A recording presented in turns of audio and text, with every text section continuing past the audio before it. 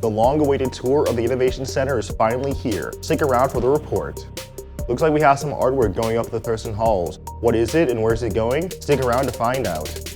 It's Teacher Appreciation Week, so Nate gives some shout-outs to his favorite teachers. We're nearing the end of Adulting 101 series. This time, Ms. Muzzin. All this and more on this week's edition of the Eagle Report. Do we have a panel?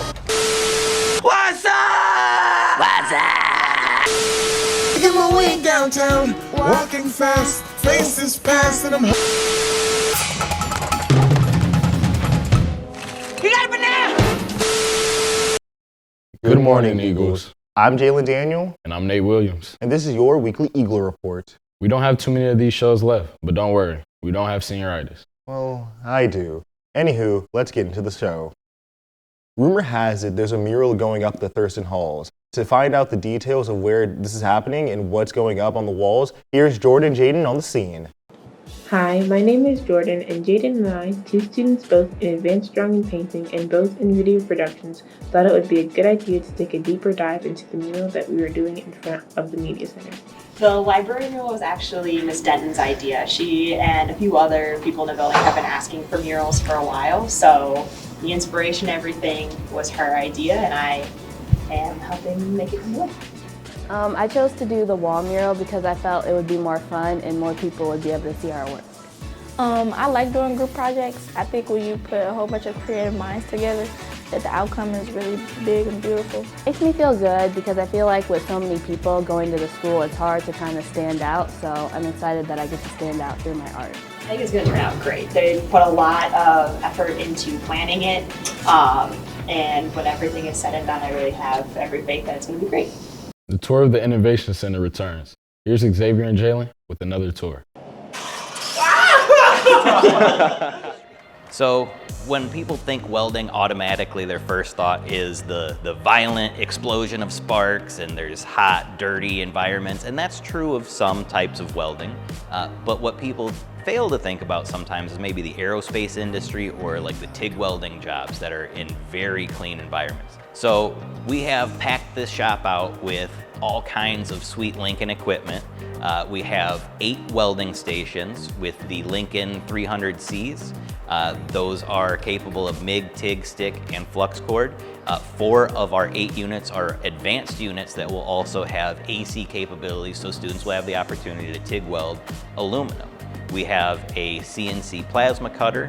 We have a manual plasma cutter, all kinds of fabrication tools, the Scotchman shear here behind me that is basically a giant industrial multi-tool, and really cool is the Cooper Cobot that we have. So many people are familiar with robots, but we actually have the essentially next generation robot, a Cobot. Interested in finding out more about the future of welding or what kind of career paths are available to anybody that gets into the welding field because it's so diverse, the American Welding Society has set up 2 separate websites. So careersinwelding.org, and that will give you a lot of background information on what kind of jobs do welders do. And then weldingworkforcedata.com. That one will provide all kinds of data to back up what percentage of the industry is female right now, what percentage of the industry are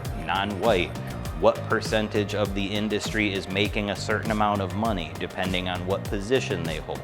So there is all kinds of data that it's not just coming from an individual, but coming from all of the resources available out there that you could go to your parents and say, look, this is an opportunity. We love our Thurston teachers, and with it being Teacher Appreciation Week, what better time for Nate to give his top 4 Thurston teachers in another edition of Mount Rushmore. Starting off at number 4, we got Coach Davis, big buff guy looking like the Hulk. You run into him, you might get knocked over, not gonna lie. Coach Davis, he one of the funniest teachers, because like he always forcing dudes to do down-ups on the football team. You know, that junk is not easy, it's kind of hard. Yeah, and he always threatening kids. It'd be funny though. He don't be serious, but it'd be funny because he's so big, but he's not about to hit nobody for real, but he be threatening them like he will. And for number 3, we got Miss Franklin. Miss Franklin, Jennifer Franklin, she real funny, I ain't gonna lie. She be in class tweaking out, she be screaming, and if you're not in the car, you gonna be on the side of the road. She'll kick you out the car too if you're not paying attention in class. She don't play no games. And for number 2, we got Mr. Dubs. Mr. W, man behind the camera. He gonna be mad because he's number 2, but it's okay. It's okay, not everybody can be number 1. But Mr. Dubs, he be real funny. He be in here joking around, doing Batman voices. He be trying to get me to do Batman voices at 7 a.m. in the morning. Not happening. Be here shooting jumpers like he can hoop. He think he's better hooper than me. I don't know why. And my number 1 candidate for my top 4 funniest teachers is Mr. Bridges. If you don't know Mr. Bridges, you missing out. That dude, oh my God, bro. Why is he so funny? Something's wrong. Bro, like he just be tweaking out in class randomly. If you don't listen to him, he just go sit down. He don't even teach the class no more. He just go sit down. He'll give people work, and people will come up to her asking, and he'll just look at them like. With senior days numbered, that means the real world is approaching fast, and the need for adulting advice is becoming more and more important. Adulting 101 is back, this time with a fan favorite, Ms. Muslin. I would say that it's important to have a plan, whether that be pursuing college at a community college or a 4-year university, or going to trade school, or joining the workforce and becoming a full-time employee somewhere. But just have a plan. Don't sit and flounder and not know where you're going. Have some kind of direction so that you have a future. I would say that my advice for current students would be prioritize your learning. Like, a lot of kids don't realize how important your grades are freshman and sophomore year, and they can have a big impact on whether or not you're able to get into the colleges you want to come senior year. So prioritize it. Time for some fun. Staff and students square off in another battle of who knows. Let's see who knows Miss Harris better. What year did Miss Harris graduate? I think 92. 1997. 1991. How many children does Miss Harris have? 3. 3. 3. What are the names of her children? Emmett, Leilani, and Nick. I don't know. Okay. I have a 13-year-old named Nicholas, a 10-year-old named Emmett, and an almost 7-year-old named Leilani. Okay. How long has Miss Harris been a part of administration?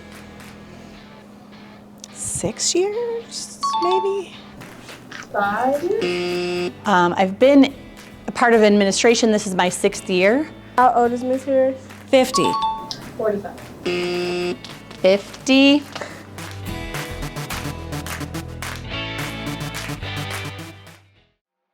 That's it for this week's edition of the Eagle Report. And be sure to like and subscribe so you don't miss next week's episode. Have a great week, and remember, be good people.